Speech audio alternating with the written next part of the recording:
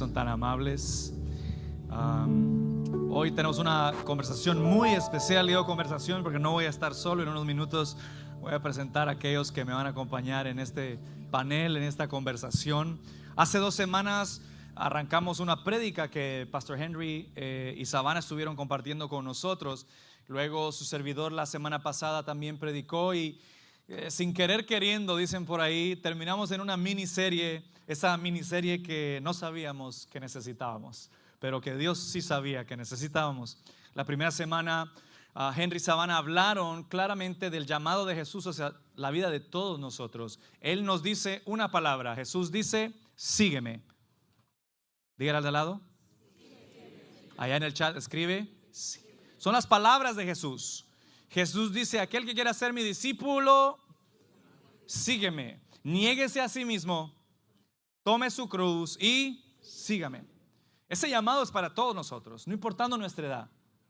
Dios te dice, sígueme. Y platicamos que eso tiene una repercusión en nuestra vida. Hay una respuesta de parte de nosotros a esta invitación de Dios y contestamos la pregunta: ¿a qué me inscribí cuando le dije que sí a Jesús? Lo primero es al verdadero gozo. ¿Cómo así que el verdadero gozo? Dice la palabra de Dios que Jesús, viendo el gozo que estaba delante de él, logró soportar la cruz y su muerte. Eso significa que tú y yo tenemos un gozo delante. Me encanta porque Jesús entonces, cuando estaba navegando ese momento tan difícil en su vida, te tenía a ti y a mí en mente. Dijo, yo voy a morir por ellos y ellos se van a salvar, y aquello que estaba separado no estará separado más, y voy a unirlos una vez más con el propósito de mi Padre y serán uno de nuevo. Jesús dijo, eso me va a llenar de gozo. Esa es la invitación para nosotros, que a través del sufrimiento que tenemos que pasar en esta vida, que a través de los momentos difíciles que nos hacen crecer, tengamos siempre presente el gozo puesto delante de nosotros por Dios. Porque todo lo que nosotros vivamos, que permitamos que Dios bendiga, toque, transforme, dará un resultado increíble en nuestras vidas de transformación. Yo quiero ser como Jesús. Esa es la meta de nuestra vida. La semana pasada te hablé que para ese llamado de Dios debe de haber una postura de corazón. Y esa postura de corazón es cuando yo le digo sí a Jesús y luego tomo la decisión de confiar en Él. ¿Es Dios digno de confianza? Fue la pregunta que contestamos la semana pasada. Dios es muy digno de confianza porque lo ha demostrado desde que es Dios, o sea, siempre. Y en nuestra vida somos testigos de lo que Él ha hecho. Y hoy platicábamos, este domingo es un preludio para la conferencia de jóvenes que tiene por título Hasta el final, To the End. Hablando de esta carrera que tenemos por delante, el apóstol Pablo es muy gráfico en este ejemplo natural que él presenta, que todos estamos corriendo la carrera de la fe, que nuestra vida es como una carrera, pero algo muy interesante que tenemos que entender de la carrera, sabiendo el contexto de cómo Dios opera y cómo es su marco de trabajo en nuestra vida, debemos de entender que esta carrera no es una carrera ni de 100 metros, ni de 200, ni 300, ni 400. Esta es una carrera que va de largo. Se parece un poco más a una maratón. ¿Estamos de acuerdo?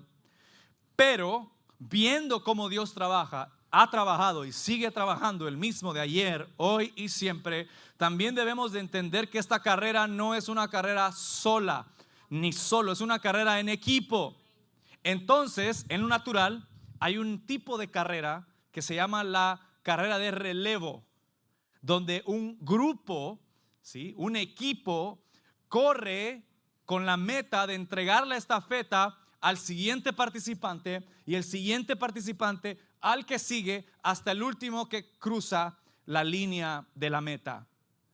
La vida que tenemos por delante, viendo cómo Dios es un Dios generacional, entendemos que una generación recibe la estafeta de la antigua generación y corre la carrera hacia la próxima generación, porque Dios así opera. Esto nos aplica a todos, porque todos corremos esta carrera y todos tenemos a alguien que viene antes de nosotros y va a venir después de nosotros. Aquí en Community creemos que Dios es un Dios generacional y que Él nos ha llamado a ser discípulos de Jesús, no de la organización. ¿Discípulos de quién? De Jesús. Que la siguiente generación pueda recibir la transferencia y la transición de la generación que está corriendo actualmente. Pero no me van a dejar mentir. Si usted ha visto algunas de estas carreras de relevo, hay muchas veces que cuando van a entregar la estafeta se cae porque no fue bien entregada o no fue bien recibida. ¿Todavía está acá? Yo puedo correr siendo el más rápido porque fui el que más entrenó, el que tuvo mayor disciplina, ¿sí? El que mejor se preparó, el que mejor condición física tiene. Yo puedo correr y llegar hasta allá, pero el momento de entregarle a la siguiente persona, si lo hago mal, no sirve de nada, porque entonces esa estafeta se cae y la persona que va por delante debe de parar su ritmo y luego atrasarse para recoger la estafeta y seguir adelante. Por eso la transición generacional es tan clave que no podemos obviarla. No podíamos terminar esta miniserie sin tener el entendimiento de cómo Dios nos está hablando, que tú y yo somos responsables, tanto la generación actual como la que viene, de hacer una transición correcta. Y hoy vamos a navegar ese tema en esta conversación. Así que me recibe a Pastor Henry, por favor, si es tan amable con nosotros. Stephanie Ramírez. Jen, por favor, si puede pasar, Génesis Medina. Andrés. Y a Jocelyn la subimos. No, Jocelyn estuvo en el primer servicio. No nos cabe Jocelyn aquí, si no la hubiéramos subido. Un aplauso para todos, por favor. ¿Estamos bien? Muy bien, gracias primero por estar acá. Agradezco mucho sus vidas porque soy testigo junto con Stephanie de la carrera que ustedes están corriendo por la nueva generación. Y creo que esta conversación es crítica porque nos da una gran plataforma para seguir adelante en lo que Dios tiene para nosotros en esta comunidad, porque soy de los fieles creyentes que la iglesia está en buenas manos, que la siguiente generación ama a Jesús. Ella es Lourdes también. Lourdes. Soltera sin compromiso y con deseos de adorar a Jesús y seguirle como Señor y Salvador. No me empiecen porque soltero, no casado y casada, soltera, sin compromiso. ¿Y por qué? ¿Qué le pasa? Tranquilícese. Puede ser que en medio de esta congregación se encuentre. No, ya. Amén. Sí. Amén. Y usted también, no, usted también está soltera, no diga. Ay. Los solteros digan amén. Solo mujeres dijeron amén. Eso está grave, hermano. Los hombres somos muy tímidos, ¿verdad? Agradezco sus vidas y el trabajo que dedican a día de hoy por hacer esta realidad. Trabajar fuerte para que la nueva generación pueda ver al Jesús que está en nosotros. Ahora, este tema de el intercambio, la transición generacional no es nuevo. Absolutamente no, porque es parte del plan de Dios desde el principio. Entonces podemos encontrar en la Biblia, en la historia de la humanidad, a través de la historia de Dios, que nosotros podemos ser parte de esa historia. Tenemos el honor y el privilegio de ser parte de la historia de Dios. No es nuestra historia, no se confunda, es la de Él. Y nosotros formamos parte de ella. Como el pueblo de Dios que representa a su iglesia, en este caso el pueblo de Israel, corría esta carrera que nos dice el apóstol Pablo, y a veces hacía la transición bien, y a veces pasaba bien la estafeta, pero a veces no. Y quiero presentarles en Jueces capítulo 2, versículos del 10 al 15, una ocasión en la que no les fue muy bien con la transición. Y eso qué va a significar para nosotros y cómo podemos aprender del pueblo de Israel y de su dinámica con Dios y la siguiente generación. De contexto, ellos ya han pasado del desierto a conquistar la tierra prometida por Dios. Pero hay algo muy particular en el contexto de esta historia. Es que Josué y toda esa generación se enfocaron en conquistar y conquistar tierras y más peleas, y empezaron por Jericó hasta que conquistaron todo, pero parece ser que se les olvidó conquistar el corazón de la nueva generación. Leemos contexto puesto, versículo 10. Y toda aquella generación también fue reunida con sus padres. Significa que la generación actual también falleció y estuvo con la que ya había perecido. ¿Sí se dice así? Sí. Ok. Perecido en el desierto. Dice, y se levantó naturalmente después de ellos otra generación, escuche bien, que no conocía a Jehová ni la obra que él había hecho por Israel. Cuando tú ves el original de la palabra no conocer, no necesariamente es que no sabían de él. La palabra original habla que no les importaba ni le tomaron en cuenta. Ojo. 11. Después los hijos de Israel hicieron lo malo ante los ojos de Jehová y sirvieron a los Baales, a los dioses. Dejaron a Jehová, el Dios de sus padres, que los había sacado de la tierra de Egipto, y se fueron tras otros dioses y los dioses de los pueblos que estaban en sus alrededores, a los cuales adoraron y provocaron a ira a Jehová, y le dejaron a Jehová y adoraron a Baal y a Astarot. 14. Y se incendió contra Israel el furor de Jehová, el cual los entregó en manos de los robadores, que los despojaron, y los vendió en manos de sus enemigos de alrededor, y no pudieron ya hacer frente a sus enemigos. 15.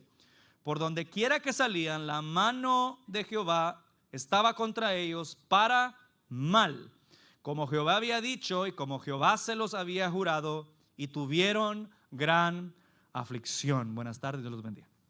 No, si nos quedamos ahí, estamos llenos de desesperanza.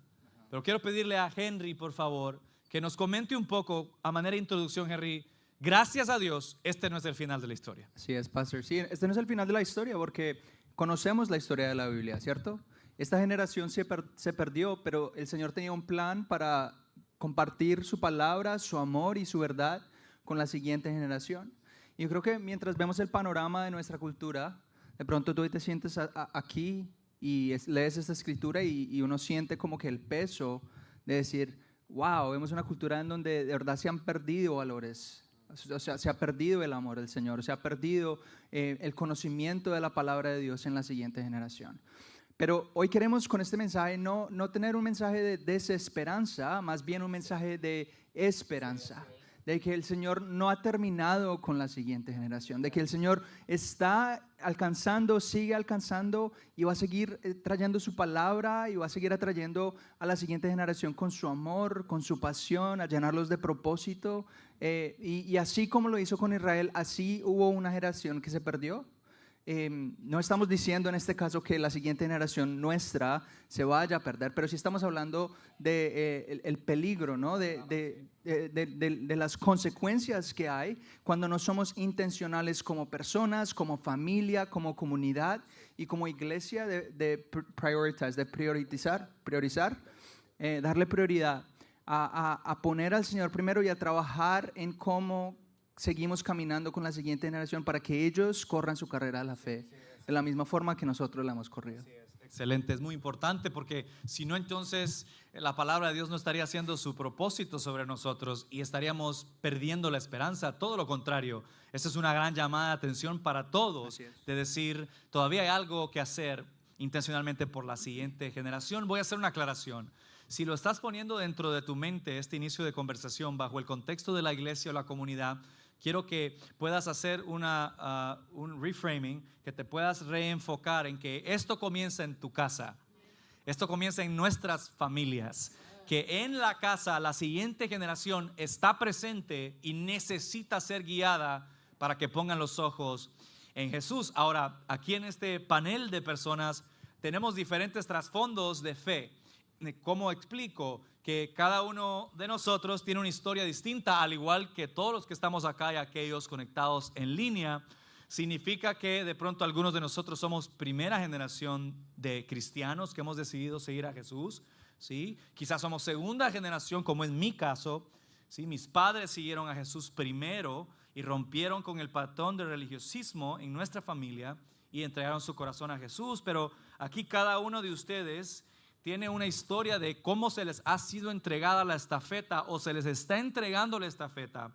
En esta mañana hablábamos con Sab, que estaba aquí con nosotros. Ella es cuarta generación o hasta más, porque no saben con certeza, de personas de la familia que ya seguían a Jesús. Pero quiero escuchar un poco y quiero arrancar con Stephanie, que nos cuentes, Tete, can we call you? We already did. Absolutely.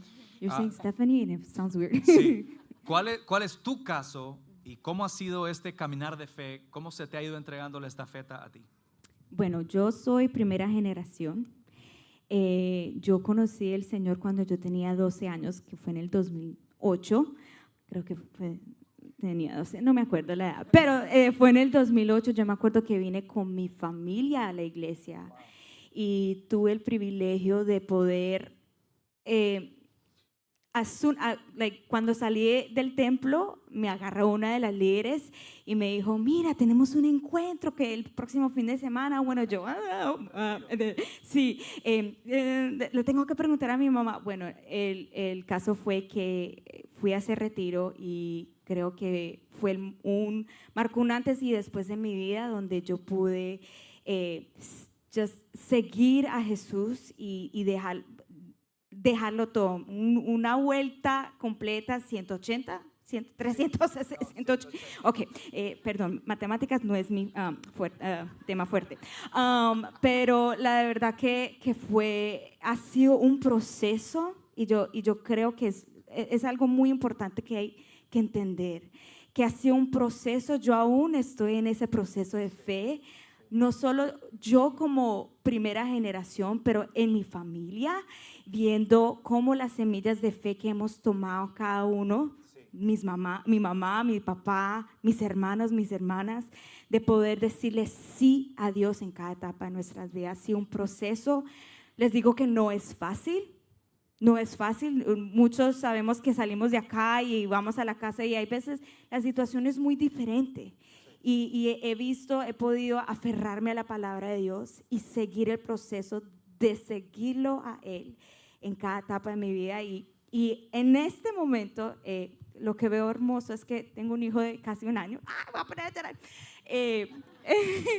Pero tengo el privilegio, porque es un regalo que el Señor me ha dado a mí y a mi esposo, de poder sembrar la palabra de Dios en su vida y ser ejemplo de Jesús en su vida.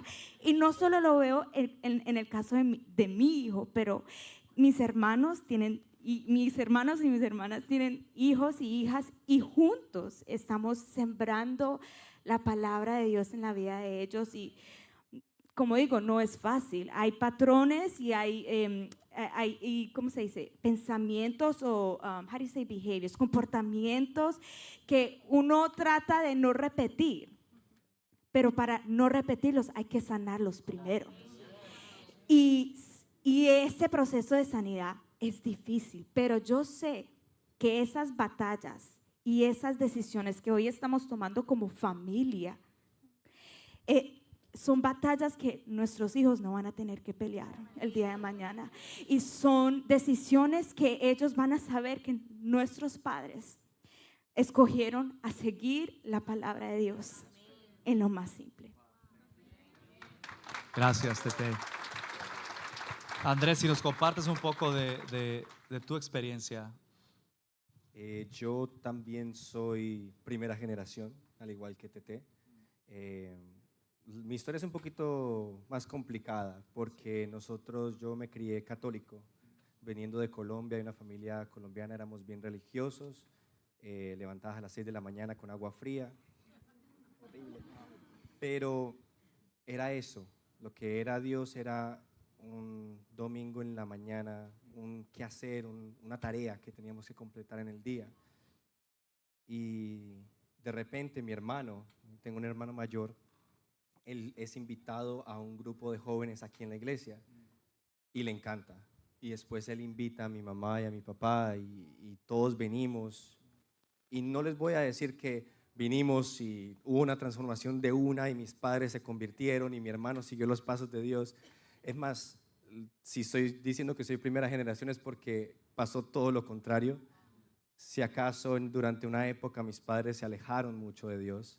mi hermano se desvió en los caminos y priorizó otras cosas que Dios en su vida, y quedé yo en la iglesia, porque el impacto que Dios había hecho en mi vida era tan grande que no quería nada más.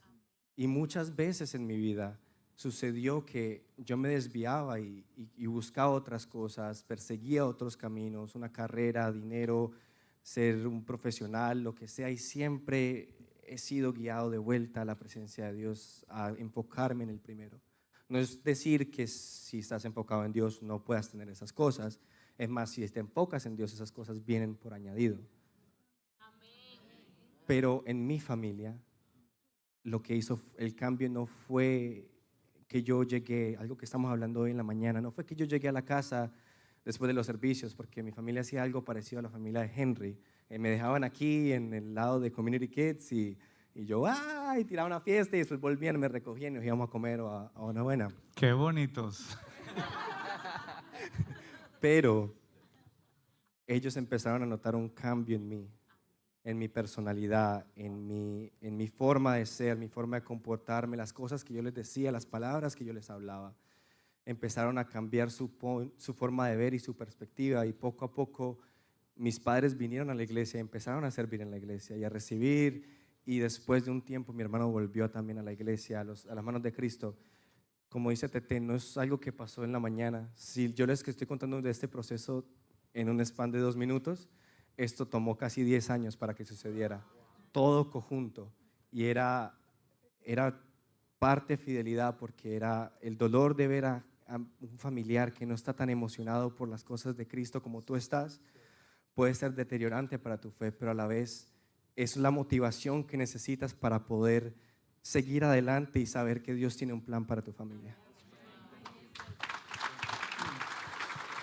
Sí, soy recordado de escucharte, que al final nuestro trasfondo religioso no tiene la importancia o tanta importancia como nosotros consideramos. Yo vengo de la religión católica también, y es que pero ¿sabe qué le voy a decir? He visto muchos evangélicos religiosos también. Así es. Porque no se trata de la religión, se trata de la relación que tenemos con Jesús, muy diferente. Nunca te enfoques en la religión, en cualquiera, enfócate en Jesús. Él es el que importa, ¿sí? Y yo he visto el testimonio, porque la religión nunca te va a cambiar, nunca. Es más, la religión está diseñada para apartarte de Dios, aunque se crea lo contrario. Pero la relación genuina con Jesús te cambia para siempre, y no solo a ti, sino a las siguientes generaciones. Jen, rápidamente cuéntanos, pues estás toda calladita ahí. Cuéntanos un poco cuál es tu caso. Sí, en mi caso yo también soy primera generación cristiana. En mi caso, mi familia, aunque sí había este conocimiento de Dios, algo que viene como de la religiosidad, realmente nunca hubo una relación. Y entonces para mí llegué a un punto en mi vida donde las situaciones que estaban pasando, el hecho de que mi familia, mis padres son grandes personas, mis abuelos son grandes personas, pero eso no fue suficiente. Eso no fue suficiente cuando yo necesité buscar más, cuando necesité guianza y dirección. No fue suficiente que fueran grandes personas, no fue suficiente los valores, todo lo bueno que podemos decir como que, bueno, somos buenos y hacemos el bien y eso es suficiente. No fue suficiente cuando yo me tuve que enfrentar a situaciones en mi vida. Y entonces yo decidí buscar de Dios. Yo empecé a venir a la iglesia sola, yo empecé a comprometerme, yo empecé a decirle a Dios, yo te voy a servir sin importar qué. Y eso poco a poco fue lo que pudo empezar a romper, como decimos, comportamientos y patrones en mi familia. Porque me tocó empezar desde cero, porque no lo había visto antes, no sabía qué hacer. Y es una lucha muy grande, es un peso muy grande el entender que tengo este deseo en mi corazón, amo a Dios, pero realmente no sé cómo hacerlo.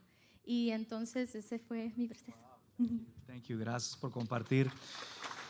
Henry, aparte de tu historia que brevemente nos puedes compartir, pero tú también, la última prédica que hiciste, que compartiste con nosotros, hablaste de unas estadísticas que son muy interesantes, que a la vez fueron, creo, bien alarmantes, pero nos abrieron el entendimiento, porque una cosa sí les voy a dejar saber: esta asignación que tenemos puede ser muy abrumadora, Porque uno dice, suficiente tengo suficiente tengo para lidiar con mi casa, mucho menos pensar en la comunidad. O sea, puede ser muy abrumadora, pero no le quita la responsabilidad real y la asignación real.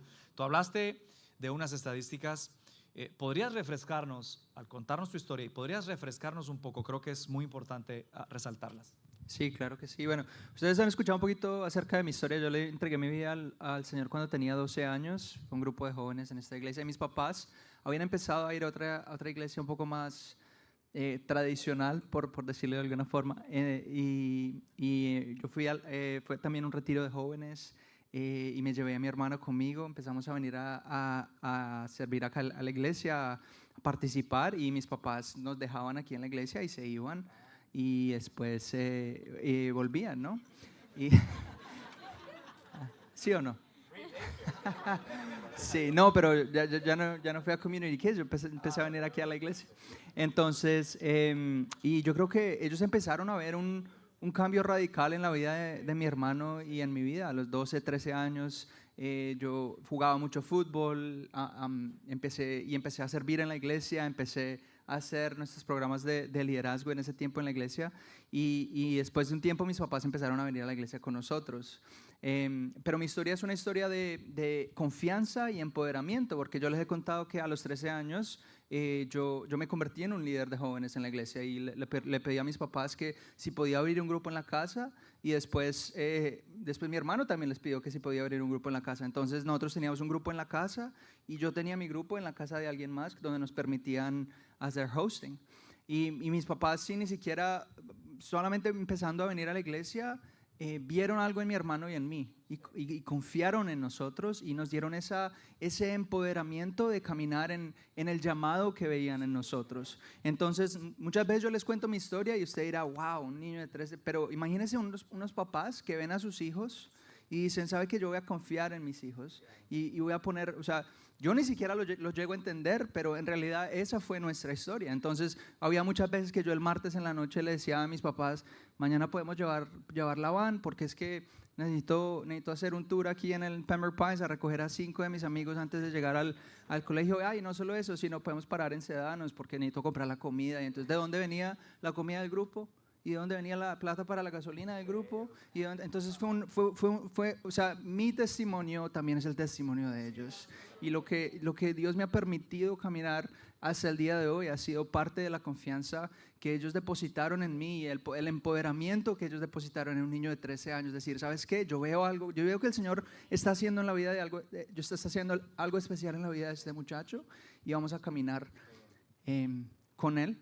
Y igual, sin embargo, mis papás obviamente empezaron a seguir creciendo y conociendo a Dios, y han habido muchas temporadas en mi vida donde yo he podido ser ejemplo para ellos, pero han habido más temporadas en mi vida donde ellos han continuado a ser el ejemplo mío, porque ellos no pararon de ser mis padres. Así yo sea el líder o el pastor de jóvenes hoy en día, ellos siguen siendo mis padres, siguen siendo un ejemplo para mí, siguen siendo una autoridad para mí. Y entonces no les puedo llegar a contar los momentos en los que mi papá decía, antes de abrir los regalos, vamos a poner a Jesús primero. Y todo el mundo, otra vez aquí, bueno.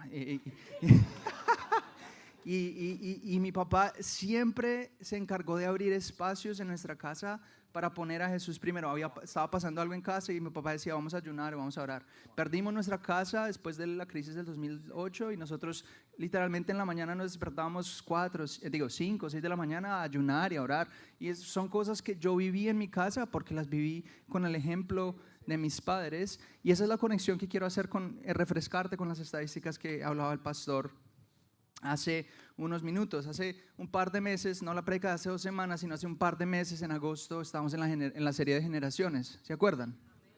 Y en esa serie yo compartí un set de estadísticas con ustedes de parte de One Hope. Quiero refrescarles acerca de la influencia en la vida de los generación Z, ahí lo tienen en pantallas. Y si le preguntan a los muchachos de la generación Z, ¿quién tiene la mayor influencia entre lo correcto y lo incorrecto y en el significado de la vida? Los padres y los miembros familiares son el número 1 en sus vidas. 52% de los jóvenes dicen que sus padres, sus familiares tienen la mayor influencia en lo correcto y lo incorrecto y en el significado de la vida. el 42%. Entonces, puede que tú estés acá como padre y digas, no, es que yo no tengo influencia en mis hijos. Pues las estadísticas nos dicen lo contrario. Las estadísticas nos dicen que tú sigues siendo la voz más importante para tus hijos y para la siguiente generación. Ahora, hace un par de semanas, One Hope no solo hizo estadísticas sobre la generación Z, pero ahora la generación Alfa es la que sigue. Entonces le preguntamos a jóvenes de 11 a 13 años la misma pregunta. Y mira lo que pasa cuando le preguntas a los muchachos más jóvenes. El 83% de los jóvenes dicen que sus familiares son las personas más influyentes con información y guianza sobre las cosas correctas e incorrectas que hacer. Y el 76% de los jóvenes de esa misma edad consideran a su familia también lo más importante para guianza en preguntas sobre género y sexualidad. No sé si se acuerdan hace meses, pero esa pregunta de género y sexualidad para la generación Z, la familia no era la primera influencia, eran las redes sociales. Entonces, entre más joven tú puedas abordar ese tipo de conversaciones y tener esas conversaciones con tu familia, más influencia vas a poder tener en ese tipo de conversaciones. Y que con el modelaje de la vida. Entonces, este es el último slide de información que les quiero mostrar. Y es que la generación alfa que lee la Biblia por lo menos una vez por semana, el 67% de ellos dicen que sus padres leen la Biblia con ellos, pero solo el 10% de los jóvenes que leen la Biblia una vez por semana, sus padres leen la Biblia con ellos. Entonces, cuando los padres les modelan a sus hijos y les dicen, ven, sentémonos a leer la Biblia, eso hace algo en la vida de un joven que diga, sabes que yo quiero ir a buscar de Dios por mí mismo, porque lo estoy haciendo, estoy buscando de Dios con mis padres. Y ahora, el 58% de los jóvenes dice que ve a sus padres leer la Biblia. El 58% de los jóvenes que lee la Biblia por lo menos una vez por semana dice que ve a sus padres leer la Biblia, pero solo el 17% de esos mismos jóvenes dice que no ve a sus padres leer la Biblia. Entonces, el modelo y la forma en la que tú vives tu vida en casa, en la que le modeles a tu familia y a tus hijos tu relación con Dios. O sea, tu relación con Dios es personal, ¿cierto? Es tu relación con Dios, pero hay una forma en la que tú vives y caminas esa relación en casa, las cuales tus hijos y tus hijas están viendo. Y las estadísticas no mienten. Entre más tú te comprometas, les muestres a tus hijos cómo caminar con Jesús y les muestres a tus hijos cómo tú caminas con Jesús, más ellos van a querer caminar con Jesús. Sí, es increíble. Queda claro que sin intencionalidad no hay traspaso saludable a la siguiente generación. Nadie dijo que iba a ser fácil, porque ser intencional no es nada fácil. Uno puede simplemente decir, hay que salgan los muchachos como salgan. Creo que ese es un terreno muy peligroso, porque lo que está en juego no son solo la primera generación que viene, es todas las demás. Para llegar a decir que considero que no me importa Dios, como llegó el pueblo de Israel en Jueces capítulo 2, esa generación se olvidó de Dios. No es que no sabían lo que había hecho, es que no les importó ni le tomaron en cuenta. Ese es el peligro. Creo que nos tenemos que poner un poco prácticos para poder ir cerrando el tema de hoy. Más prácticos de lo que acabamos de ver, creo que es un poco difícil. Queda claro que los ojos están puestos en nosotros. Significa que la nueva generación nos está viendo, que están cansados de este modelo de hablar sin mostrar, que están cansados del modelo de te digo pero no te muestro. La clave ha estado, porque así Jesús lo hizo, y estará siempre en el modelaje. No es solo decirte acerca de Jesús, quiero que lo veas en mí. Algunos jóvenes ahorita están diciendo, praise God. Gracias Dios por traer a mis papás hoy aquí y que se conectaron para que les caigan lo más profundo. Usted lo viera, pastor, las palabrotas que dice en la casa. Ahí anda haciendo por debajo de la mesa los negocios. Mi mamá toda afanada todo el tiempo.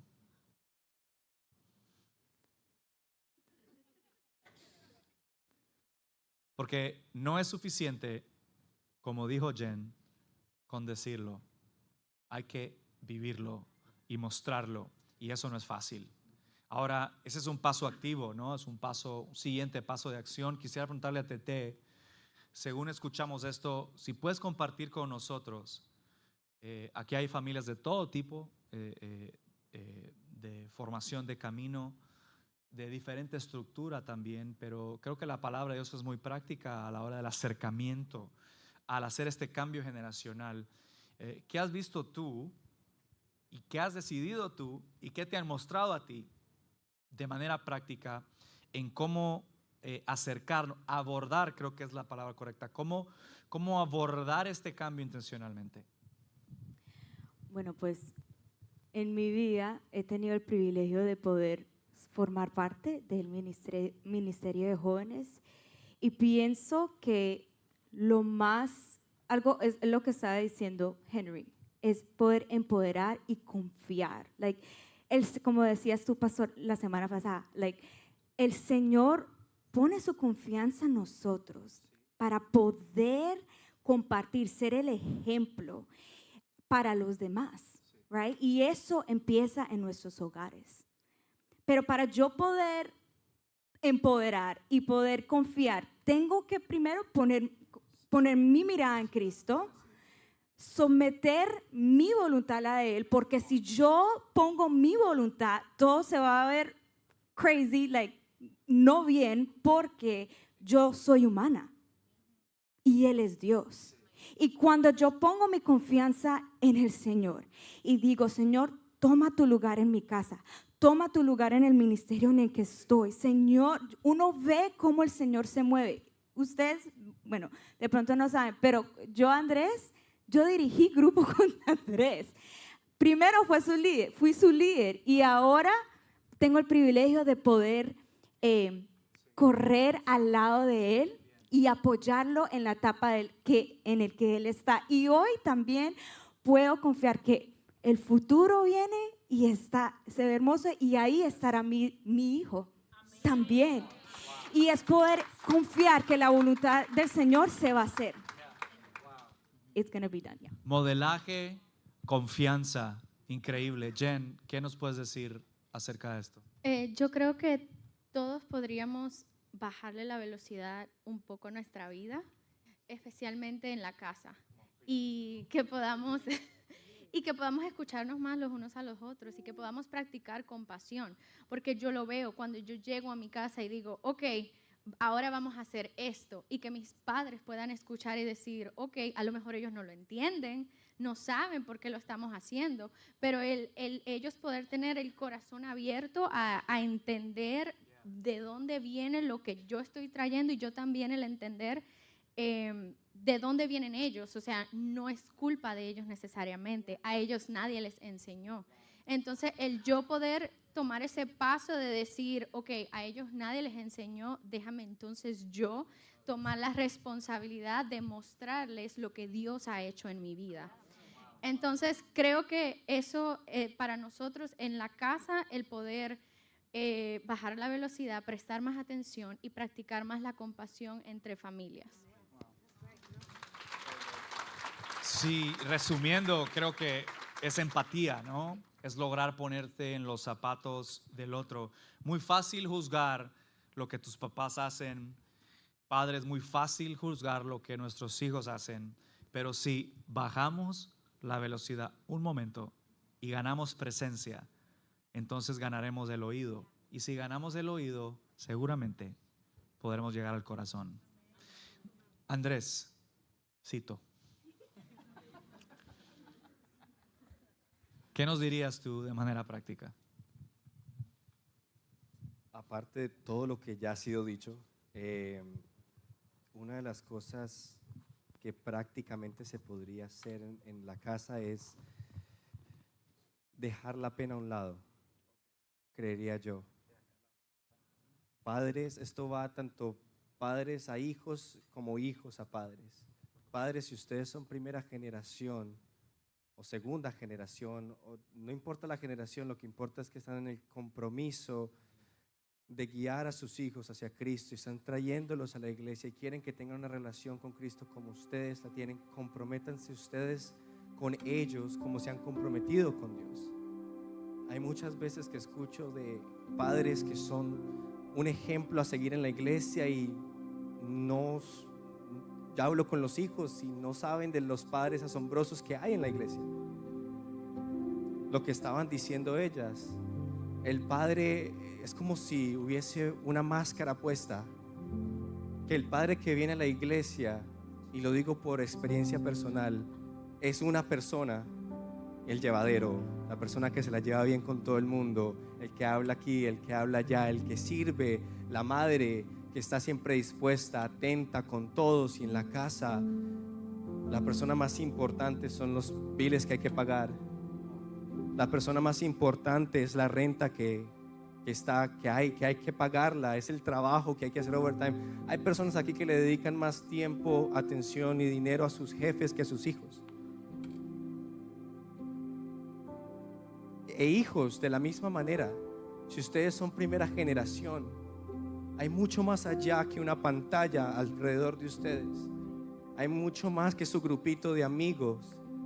Lo que sus padres dicen puede que suene como cantallería, pero es verdad. Las 5 personas con las que te rodees te dirán quién eres tú.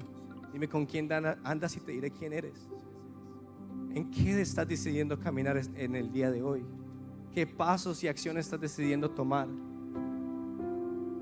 Y si tú eres la primera generación, no te desanimes.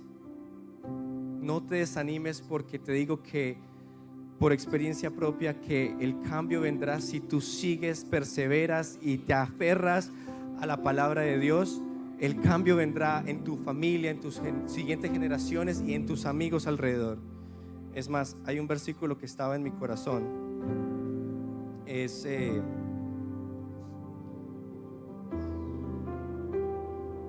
Primera de Timoteo. Primera de Timoteo, del 4 al 11, y dice para los jóvenes o hasta para cualquier edad en realidad. Si quieres, en este versículo reemplaza la palabra joven por la edad en la que te encuentres, pero dice: encarga y enseña estas cosas, que nadie te menosprecie por ser joven.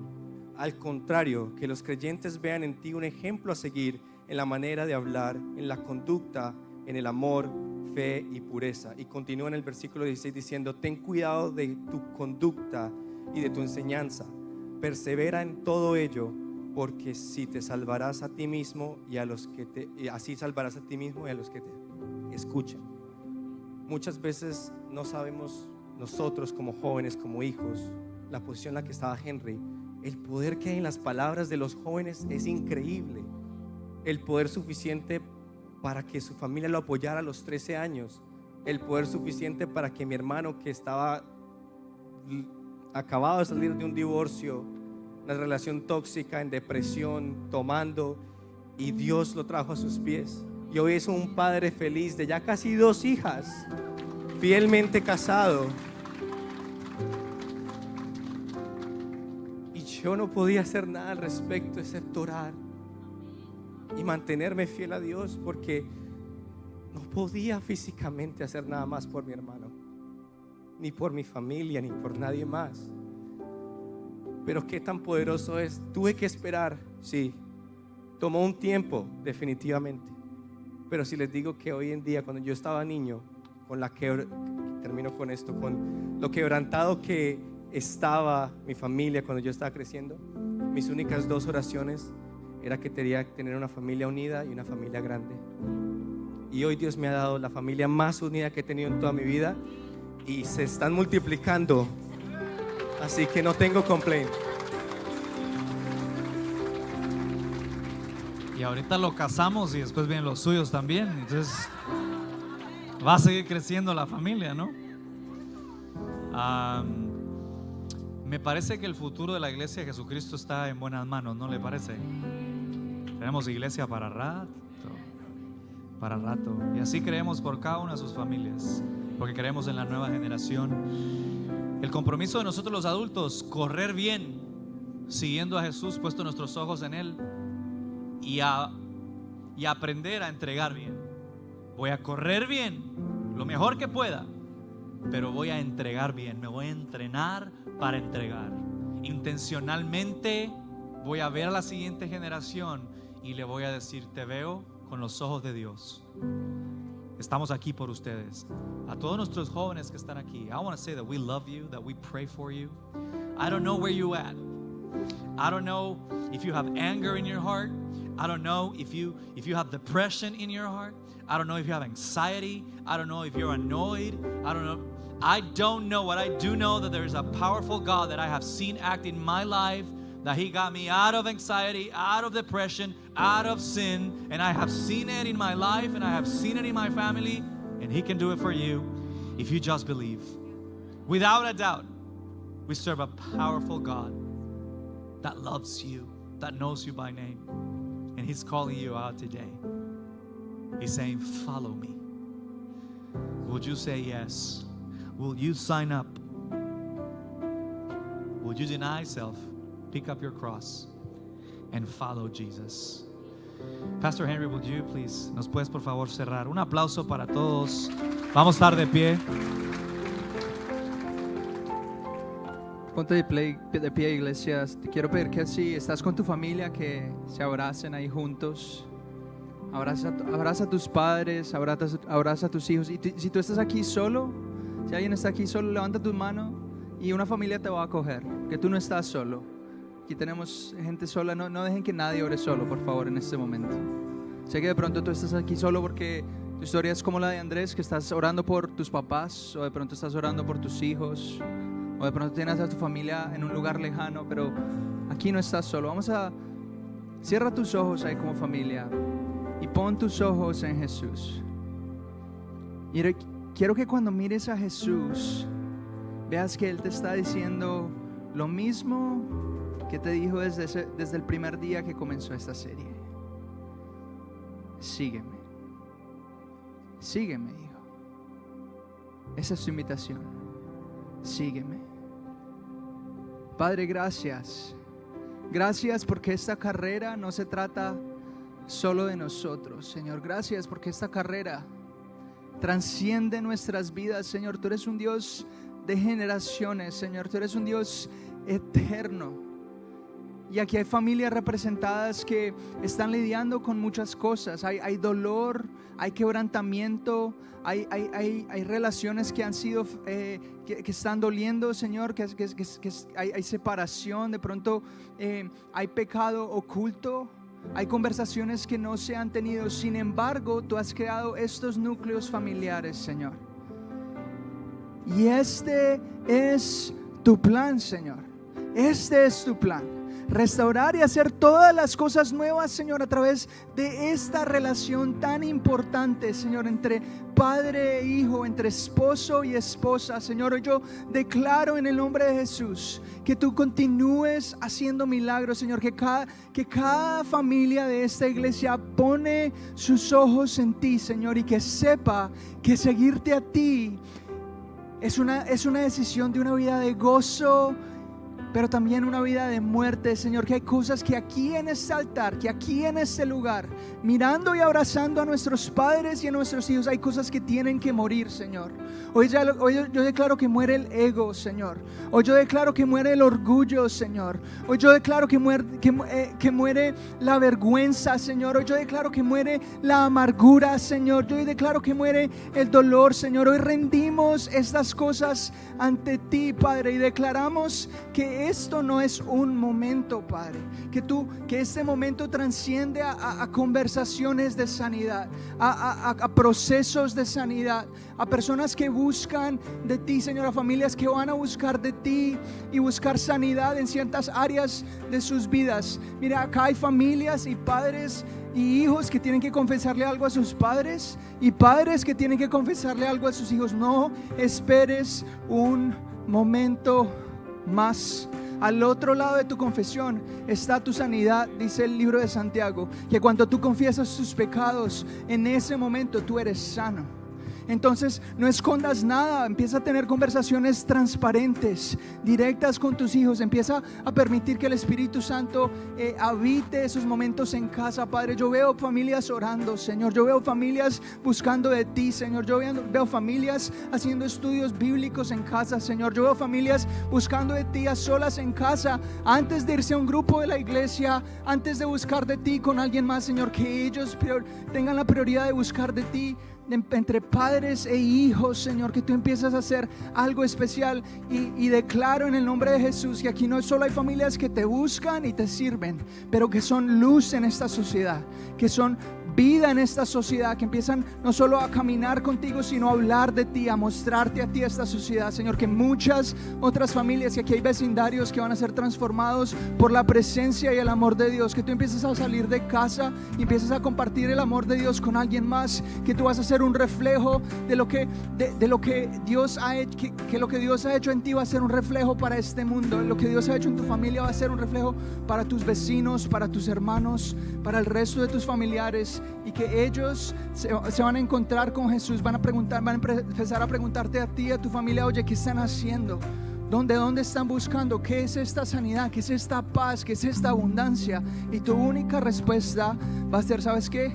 Le dije que sí a seguir a Jesús. Mi familia le dijo que sí a buscar de Jesús. Mi familia le dijo que sí a sanar con Jesús. Mi familia le dijo que sí a ser restaurado por Jesús. Mi familia le dijo que sí a vivir por Jesús. Mi familia le dijo que sí a morir a cosas, porque Jesús tiene un mejor plan. Entonces, Padre, yo hoy declaro y decreto que este momento es sellado por tu Espíritu Santo. Que aquí hay familias que son selladas por ti, que nunca serán igual, que empiezan a vivir y a caminar lo que hoy se ha hablado en el nombre de Jesús. Te adoramos, amén y amén. Dale un aplauso fuerte a Jesús.